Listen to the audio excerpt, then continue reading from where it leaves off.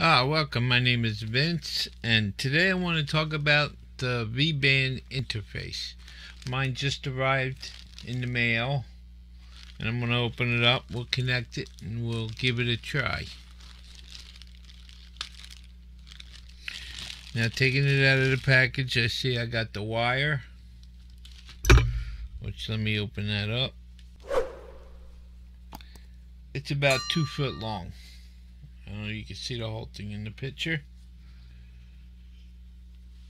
And then I got the interface, which is surprisingly small.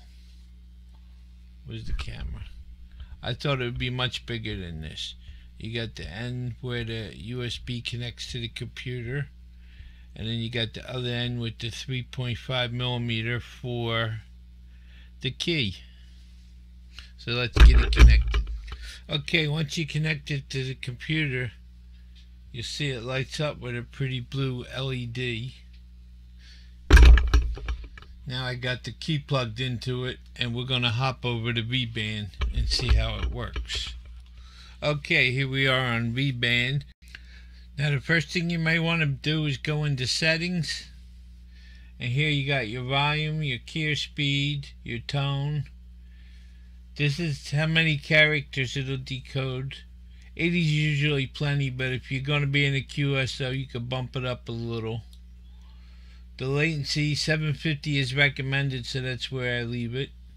Since I'm using a paddle, I like to have the auto character spacing on.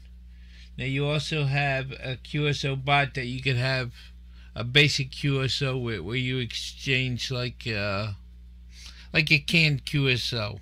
You exchange your RST, your QTH, and your name. And from there, you go back over to channels, and you click on your channel.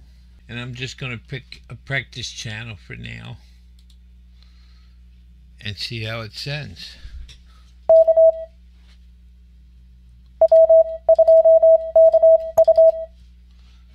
Works nice with my key.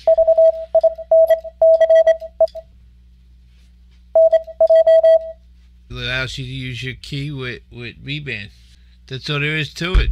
I hope you liked this video. Please subscribe, ding that bell, and of course a like is always appreciated.